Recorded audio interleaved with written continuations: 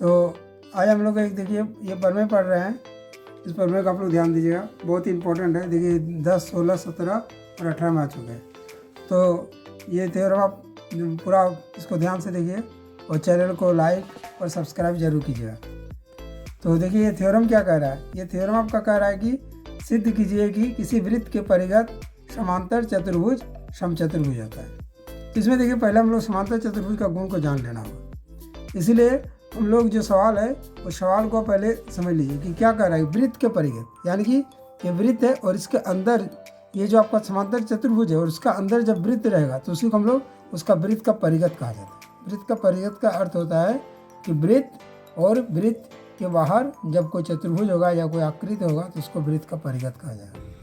तो यहाँ पर देखिए वृत्त के परिगत एक समांतर चतुर्भुज, यानी वृत्त है और उसके बाहर एक समांतर चतुर्भुज है, उसका नाम ABCD दिया है। इसकी भुजाएं आप कर ले ली AB, BC, CD और AD है। और इसके बिंदु जो है क्रमशः AB P को, इसी तरह आपका BC Q को, CD R को और AD S को स्पर्श करती है, यानी कि छूती है। तो ये भाषा को आपको पहले लिख लेना है, ये दिया हुआ है, ये आपका सवाल में लिखा है, उसके आधार पर लिख दिए। आगे देखिए आपका करा प्रमाण। प्रमाण में हम लोग सबसे पहले क्या करेंगे कि ABCD हमारा एक समांतर चतुर्भुज है और हम लोग जानते हैं कि समांतर चतुर्भुज की जो विपरीत भुजा है वो समान होती है, यानी कि AB समान CD और BC समान AD। इस कारण को आपको लिख लेना है। AB बराबर जिस लिखा है ना DC, देखिए यहाँ लिखे है, और AD बराबर BC।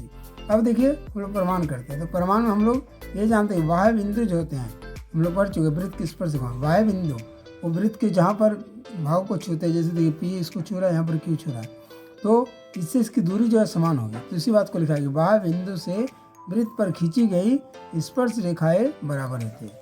इसीलिए यह बाह्य बिंदु, जैसे पहले A हम लोग लिए तो A से P इतना ही दूरी होगा जितना A से S होगा, इसीलिए लिखेंगे AP बराबर AS। तो यही लिख दिए AP बराबर AS। तो इस लाइन को याद कर लीजिए कि बाह्य बिंदु से वृत्त पर खींची गई स्पर्श रेखाएं समान होती है, इसलिए हम लोग लिख दिए AP बराबर AS बाह्य बिंदु से। इसी तरह हम लोग इसको लिखेंगे BP बराबर BQ, और इसी तरह हम लोग लिखेंगे CR बराबर CQ और DR बराबर DS, ये लिख देना। पर इसमें आपको देखिए ध्यान रखना होगा कि जब हम लोग AP बराबर AS लिख देंगे बाह्य बिंदु से, तो हम लोगों ने यहाँ पर क्या किया, देखिए यहाँ पर आपको ध्यान देना है कि AP बराबर AS लिया और यहाँ पर देखिए ये लेंगे इधर BP बराबर BQ, मतलब इस लाइन को याद रखिएगा, ये दोनों का जोड़ AB आ जाएगा। इस तरह देखिए लिए BP बराबर।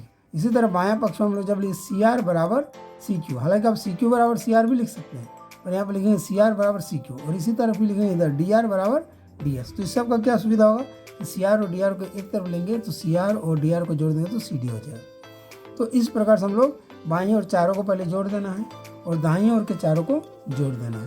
अब देखिए AP के साथ हम लोग BP को लिए तो आपका क्या आ गया, AB आ गया। इसी तरह CR के साथ DR को लिए बाईं ओर, देखिए इनका जोड़ हो गया, CD हो गया। अब इसको देखिए AS आपका ये वाला भाग है, तो ये AS के साथ आपका क्या है, देखिए यहाँ पर AS, BQ, CQ और DS, ये चारों का जोड़, और AS के साथ DS को पहले सामने लिख लेना। तो AS के साथ आपका DS मिल जाएगा, तो आपका AD मिल जाएगा। इसी तरह BQ के साथ CQ को ले लेंगे तो आपका BC मिल जाएगा। तो इसको इस आधार पर लिख के थोड़ा प्रैक्टिस करना है। अब देखिए AB हो गया, और AB क्या है, CD के समान है, इसीलिए CD की जगह आप क्या लिख सकते हैं, CD की जगह आप मतलब AB तो रहा और CD की जगह आपका AB लिख सकते हैं, क्योंकि ऊपर में लिख चुका समांतर चतुर्भुज में AB बराबर DC है या CD है, इसीलिए हम CD की जगह AB बैठा दें। तो AB क्या हो गए, 2 हो गया। इसी तरह आपका ये जो है यहाँ पर देखिए लिखिए AD और BC, तो AD की जगह तो AD रखे और BC AD के समान है, समांतर चतुर्भुज से समीकरण 1 से इसीलिए लिख दिए, तो ये AD हो गया। अब AD जो है तो 2AD हो गया, AB जो है 2AB हो गया, तो दोनों का 2 कैंसिल हो गया, यानी कि AB बराबर AD। और ये देखिए समीकरण 2 है, समीकरण 1 में आप यहाँ से मिला है AB बराबर DC, AB बराबर DC, यहाँ है AB बराबर AD, और यहाँ देखिए फिर है AD बराबर BC। इससे क्या पता चल रहा है, AB AD के समान है, यही AD आपका BC के समान है, और फिर ये AB DC के समान है, इसलिए ये चारों एक दूसरे के समान हो गए। तो लिख देना समीकरण 1 और 2। और जब चारों भुजा एक दूसरे के समान होते हैं तो उसको हम लोग समचतुर्भुज कहते हैं, इसलिए ABCD एक समचतुर्भुज है। अब देखिए इसी से मिलता जुलता एक देखिए थ्योरम ये वाला, मतलब यही वाला जो पोर्शन है वही वाला चीज़ों को आपको लिखना है। यहाँ पर देखिए उसका सवाल लिखा है, ये सवाल इस तरह रह सकता है कि AB प्लस CD बराबर AD प्लस BC। तो ये थ्योरम आपका जब रहेगा तो आपको जो ये वाला भाग है, मतलब ये जो सवाल हम लोग बताएं, ये वाला भाग को सिर्फ लिख देना है। इसी भाग को देखिए यहाँ पर लिखा है कि दिया है वृत्त के परिगत एक चतुर्भुज, यानी ये वृत्त है, वृत्त के परिगत एक चतुर्भुज, यहाँ समांतर चतुर्भुज नहीं, यहाँ सिर्फ चतुर्भुज की बात है। तो परिगत एक चतुर्भुज है जिसकी भुजाएं आपका क्या है, AB, BC, CD और AD है। इस प्रकार सबको लिख लेना जो PQ RS को स्पर्श करती है। अब हम लोग क्या करते हैं, सिद्ध करेंगे कि ये AB जोड़ CD बराबर AD जोड़ क्या होगा BC, इसको लिख देंगे। तो ये वाह्य बिंदु से, जहाँ भी वाह्य बिंदु है उससे वृत्त पर खींची गई स्पर्श रेखाएं क्या होंगी, समान होंगी। वाह्य बिंदु तो A वाह्य बिंदु है, तो फिर इसी तरह AP बराबर हो गया AS, इसी तरह B वाह्य बिंदु है तो BP बराबर BQ, इसी तरह C वाह्य बिंदु है तो CR बराबर CQ, और D वाह्य बिंदु है तो आपका लिख सकते हैं हम लोग DR बराबर DS। इसी का देखिए यूज किए हैं, और फिर वही वाह्य बिंदु ABCD से लिख दो, फिर जोड़ दिए, और फिर इसी तरह हम लोग वही फिर जोड़ा को लिए AP के साथ कौन लेंगे, PB को, देखिए लिए हैं, या BP को, तो AB बन जाएगा। इसी तरह जब हम लोग लेंगे DR के साथ CR को, देखिए CR और DR को एक साथ लिए तो CD बन गया, और इसी तरह इधर लेंगे AS के साथ DS को, तो आपका क्या बन जाएगा, AS के साथ जब DS को लेंगे तो आपका बन गया AD, ये पूरा देखिए AD बन गया, और लास्ट में आपका इसी तरह BQ और CQ के लिए तो बन गया BC। तो इस तरीके से आपका ये पूरा बन जाएगा, मतलब ये वही वाला थ्योरम का एक भाग है सिर्फ। तो आप इस थ्योरम को प्रैक्टिस कीजिए, इन दोनों में से कोई एक थ्योरम बहुत इंपॉर्टेंट है। ऊपर वाला थ्योरम जो पहले बताया वो तो मस्ट इंपॉर्टेंट है। चलिए ठीक है, एक इंपॉर्टेंट थ्योरम बता रहे हैं, ये लास्ट थ्योरम, इसको भी देख लीजिए। इसमें आपका क्या है कि सिद्ध कीजिए कि किसी वृत्त की किसी व्यास के सिरों पर खींची गई स्पर्श रेखाएं समांतर होती है।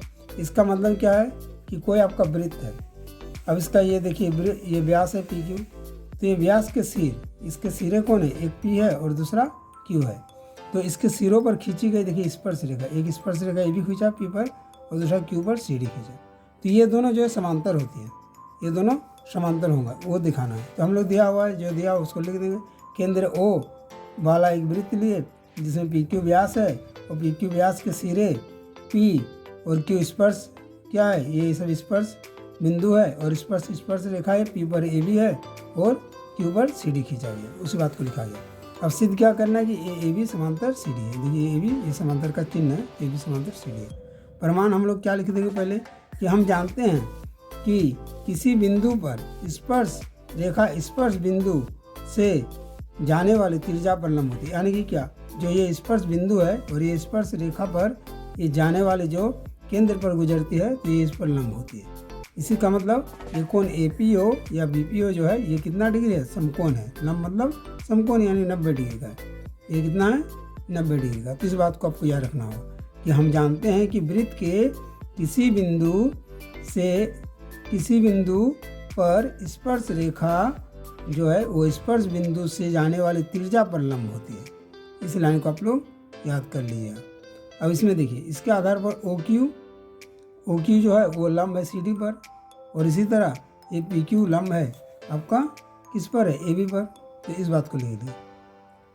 ये लिखने के बाद आप क्या कर सकते हैं, यहाँ पर आपका PQ या PO भी आप लिख सकते हैं। तो इस तरह आपका क्या हो गया, ये पहले हम लोग लिए थे OQ लंब लिया था CD, इसको PO लिखा गया, या PQ भी लिख सकते हैं। तो आपका क्या हो गया, यहाँ से लेते हैं पूरा तो PQD लिख सकते हैं या OQD भी लिख सकते हैं, कोई दिक्कत नहीं। तो आपका 90 डिग्री हो गया। इसी तरह जब हम लोग OP लंब लिए AB पर तो आपका क्या हो गया, OP पहले लिया AB पर, फिर इसको O को बढ़ा कर लिख दिया, QP लंब लिया AB पर, तो ये भी आपका 90 डिग्री हो गया।